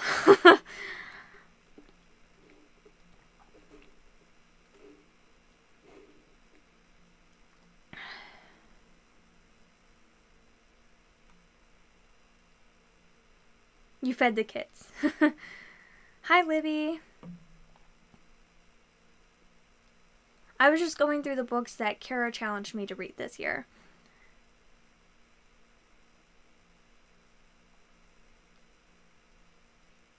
Judith, you can just read all of these with me. I will shove them down your throat.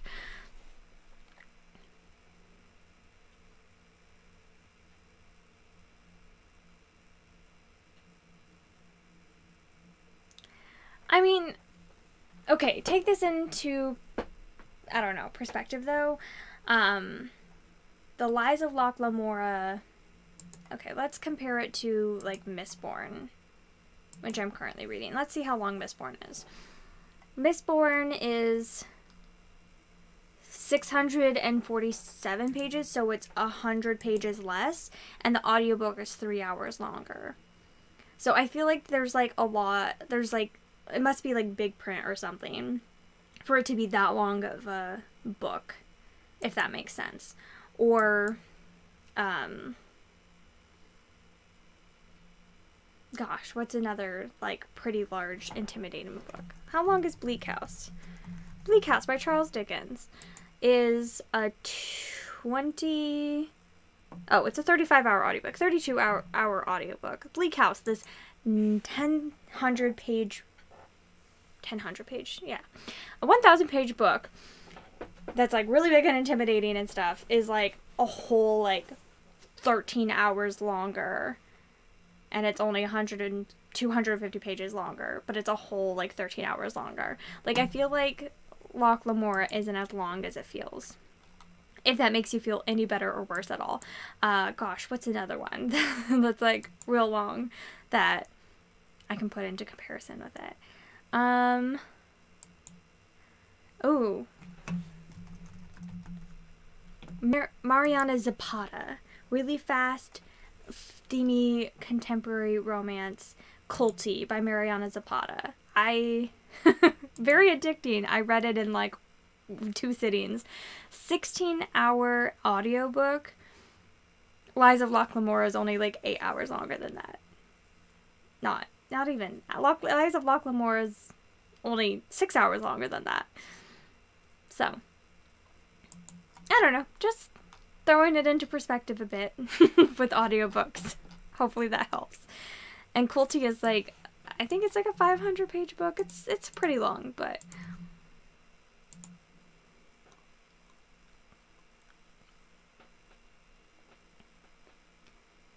which was basically dessert. Nice. You read Hunted and you loved it.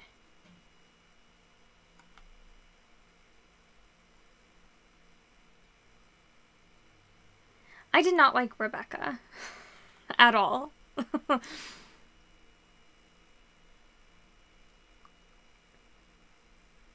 I really like Bleak House. It's good.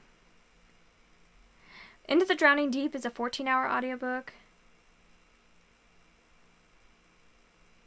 Because the Kindle doesn't change weight. Can you imagine?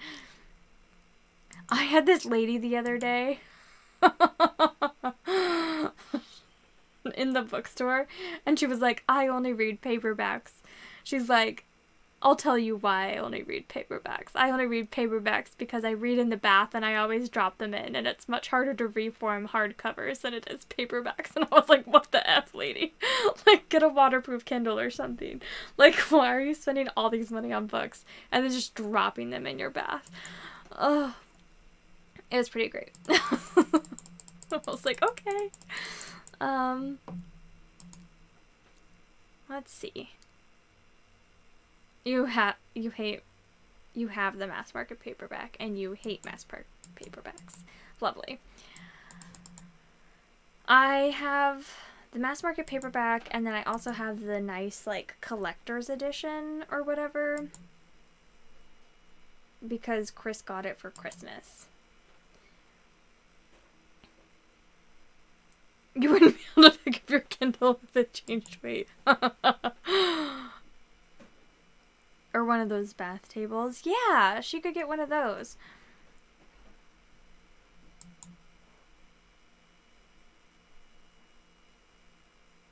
You have an ebook for every book. Oh my gosh. Bruna. Bruna, what are you doing? All those Agatha Christie's, though. Okay, why isn't this letting me, like, go back? Why is it freezing? Oh well. Kulti is 570 pages. Yeah. But it's like a really fast read.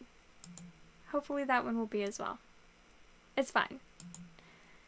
I'm planning on reading Lies of Locke Lamora, and I'm like spreading it out over a week, and that's like interchanged with like 3 other books. So if I can do it, you can do it. Why is this like freezing so much? Can you just stop, please? I was just seeing how many of these weren't on my TBR, but it looks like they pretty much all are, except for Still Star-Crossed wasn't on my TBR already. I will add that.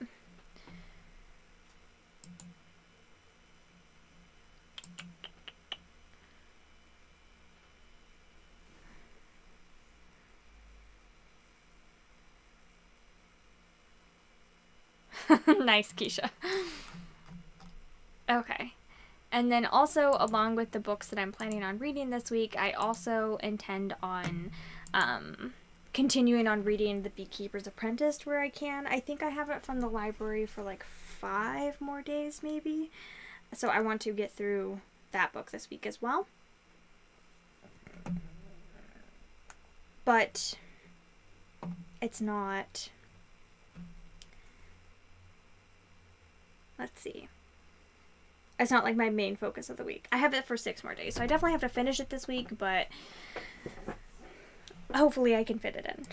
We'll see. Maybe I'll just fail a little bit at the Buzzword Readathon, but it's okay.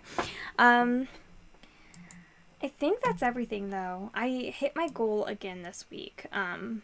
Barely, but I did. And I'm feeling pretty happy about how my reading's going so far. I ended up making this like little checklist thing for myself on Google Sheets that is only books that are like actually on my January TBR and not all these other random books that I've been adding on and reading instead of reading books that are actually on my TBR, like the Winnie the Pooh books and stuff like that. I mean, which like sort of didn't count. I don't know. I was reading it as a buddy read with a friend, so like it should count, but I did that. There was like 27 29 books originally on my TBR, and I've completed 8. So, like, I'm not doing terrible, but I'm not doing great either. Ugh. But I'm working my way through them, and which I'm really happy about is I've been really getting through a lot of my Audible books, which I've been super neglecting, and I did it, and I got, so far I've gotten through 1, 2, 3, 4, 5. 5! Which is great. 5, and we're 2 weeks into the year. And another thing is that, I did want to say, I tried to read The Ocean at the End of the Lane. I moved it back onto my TBR, which is why you didn't see it on today's list, but I listened to 2 hours of it. It gave me anxiety, and it really, really, really, really, really grossed me out. So I moved it back onto my TBR. I don't know when I'll be picking it up again, but probably not for a long time. The reason I put it on my TBR was to count for, like, magical realism for my fantasy book bingo thing, but for fantasy book bingo, if you can tell, I've already completed 3 of them, and it's the middle of the month. So, and I only have to complete 2 a month, so I've already, like, completed my allotment for the year. So I'm not going to, like, worry about that. And I just, like, folded up my magical realism tab. I put it back into my little, like, jar of the things, and I will come back to it when I draw it. So I may only just draw 1 next month as well. Maybe I'll continue to draw 2, but I am, like, starting to cross some of these off anyway. The Sanderson one will be crossed off soon. Sword and Sorcery will get crossed off soon. So a lot of these are going to get crossed off soon anyway. And then, let's see.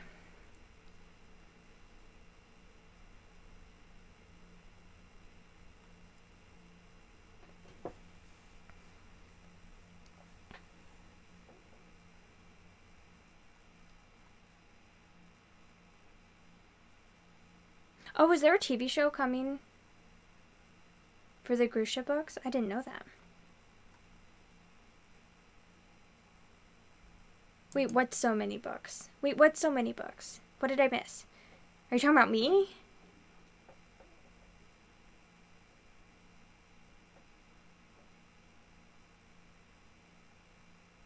Where did you get your TBR spreadsheet? Which one?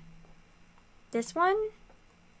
I just clicked on, if you go to, like, Google Sheets, it says start a new spreadsheet, blank, and then you can just make a to-do list.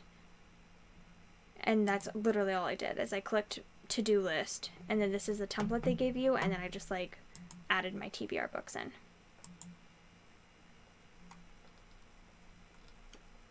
Hopefully next week a lot more of these will be crossed off, though, at least 5 more.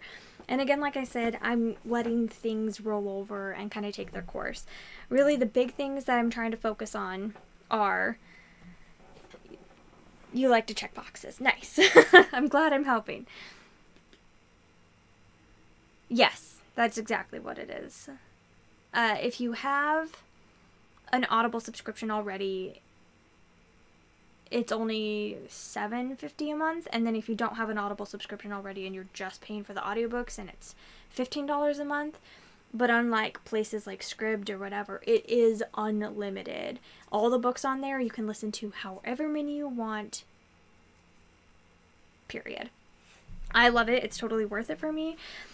But that's also another reason why why I decided to do the Audible Romance Package Challenge this year, is so that I will be reading minimum 2 books from it each month.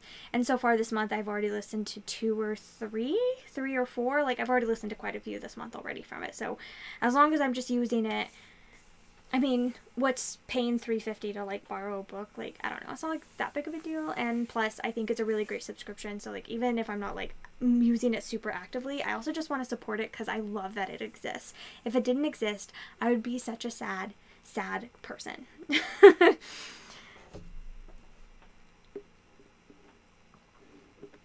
miniseries, interesting. I have not read the books. The first one I own on Audible, so I will be getting to it this year.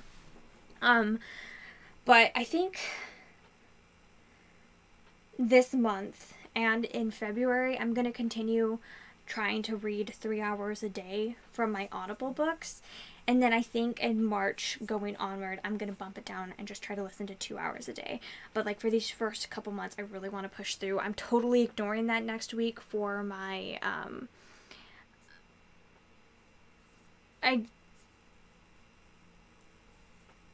what was I saying? I completely lost my train of thought. Gosh. What was I saying? I totally lost it. Oh well, it's gone. Oh, I just like want to push through and really, I'm totally ignoring it for this week though. I'm totally ignoring it for this week because I'm doing this readathon and I want to focus on lie books. Books that have the word lie in the title for the Buzzword Readathon, but then after that I'm going to go back and do 3 days a week and continue on with that. I also wanted to get your guys' opinion on my 2019 challenges for the Romanceopoly challenge. Okay, this is Romanceopoly and these are all the prompts. These are the books that I drew this month, these 5, and this is the ones that I've completed are in green. On this next one are books that fit into that challenge, but I haven't landed on that square. When I land on that square, do you think it is okay for me to just move that book over that I've already read that already fits that challenge, but that I didn't read specifically for that challenge? Because if I've already read a book from that challenge, and kind of the point of Romanceopoly, I think, is to just like expand your reading and to make yourself like read more genres and stuff. If I just like scoot that book over and then roll again, and then maybe at that point if I like finish reading and I like complete everything on this list at least once, I can start over, would that be better? Is that okay, do you think, for me to like just scoot it over and be like, well, I've already read this book? Because like that's perfect. Count it? Okay. Because like I just like The Proposal, Heartbreak Hospital is supposed to be read a book with a doctor. The Proposal totally counts. He's a doctor. Because the rolling's fun, and I do want to focus on those books. It doesn't look like I am because I've only read one of the books, but like the other ones are coming. I just have been reading other things, but like I like rolling and I like that funness. But then also like once I finish, I think I could just like start over and like maybe try to like build up like houses or hotels or whatever. And like count that, which is like not what you're supposed to do with it at all. I don't know, they have like their own thing that they're doing, and I'm kind of just like taking it and like running with it, which is, yeah, maybe like, I don't know, I don't really care about following the rules. I kind of want to just like have fun with my reading, if it will help keep the stress down as well. I agree. And then maybe if I've already like read the book for that one, maybe I just like won't roll another one that week necessarily. So I don't know. I just feel like it will like take some of the stress off. But then also when I get to ones that like I wouldn't have read otherwise, like it's like pushing me outside my comfort zone. Okay, so that's why I want to get your advice on it, but it's true. And I figured in that way, maybe I can just read another book for that challenge. What you're supposed to do is go on to the next square that you haven't read. But I think it would be fun to just like try to read another one for that challenge and try to like build up like hotels and stuff like that way. Anyway, I'm introducing, because I'm totally crazy, I'm introducing one more like Star Jar TBR for myself this year, which is a lot. On the spreadsheet, where do you put the books that you bought? That's not for this spreadsheet. That would be for, this is Brock's spreadsheet, and there's one called Acquisitions, and that's where you put the books that you've bought in. I personally don't track my acquisitions, though. Acquisitions.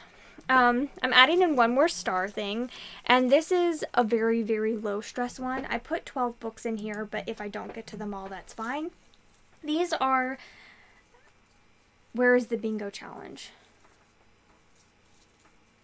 this is for Romanceopoly. I don't know if that's what you're talking about.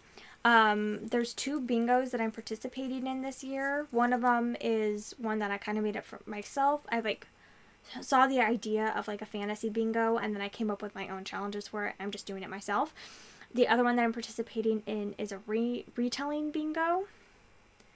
And then this one is Romanceopoly, which is really great. You just type in romanceopoly.com and it will take you to the website, and then it's on Peace Love Books and Under the Covers YouTube channels. They talk about it as well. So these are Newbery Honor winners. These are the top 12 that I'm most interested in reading, because I want to read more Newbery Honor books. For Audible Romance, by the way, if you...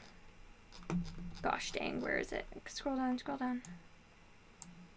If you go to that, there's also a challenge for the Audible Romance package, where you just go to romance categories, and then you just try to read a book from each one.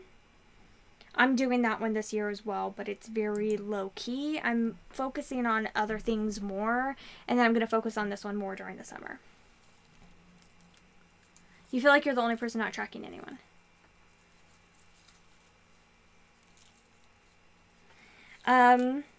So these are Newbery Honor winners, as I've said a billion times. These are just the top 12 that I'm most interested in reading. I read 2 Newbery Honors this year, and I just really want to read, like, I would love to read like 6 a year of the winners and like catch up that way, and not like read them all this year or whatever, like Kalinati did with all the Hugos and stuff. Like, I'm not Kalinati. I can't do it.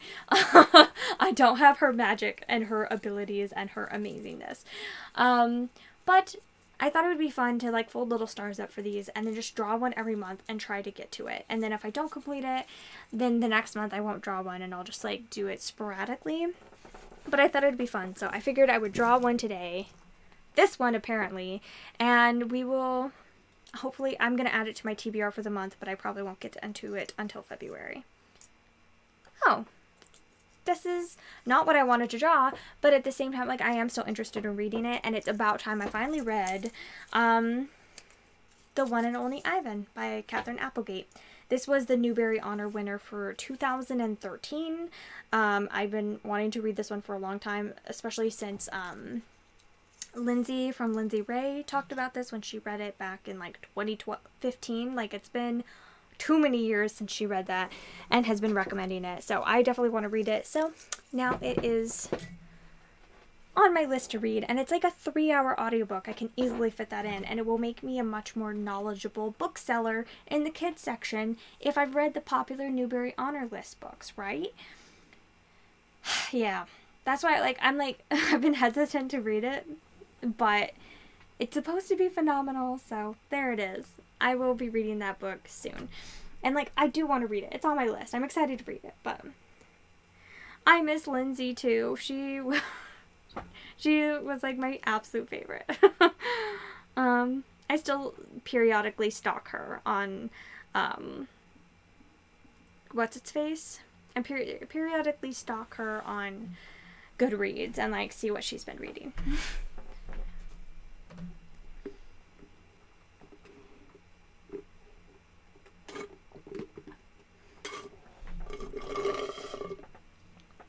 Okay, so I'm actually going to call the stream here tonight.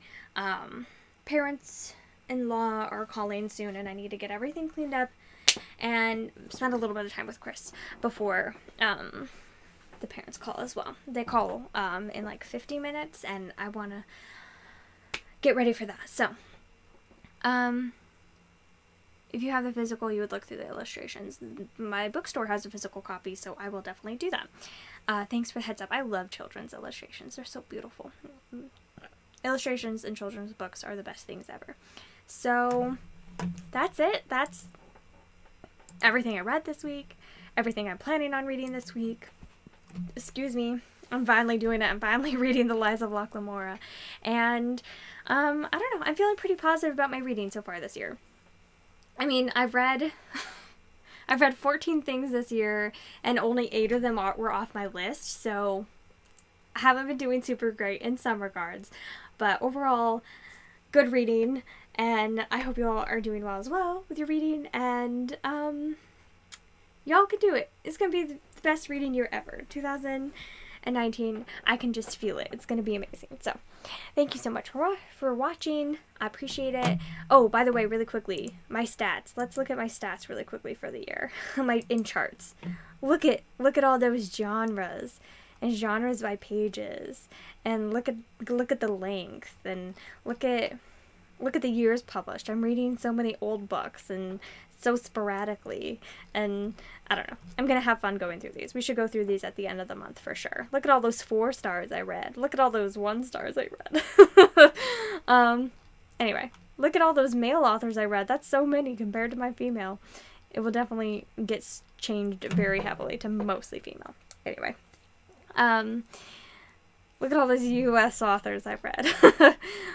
So, anyway, thank you guys so much for watching. Y'all are the best.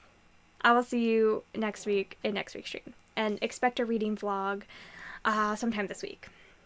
It'll be great for this marathon. Bye, everyone.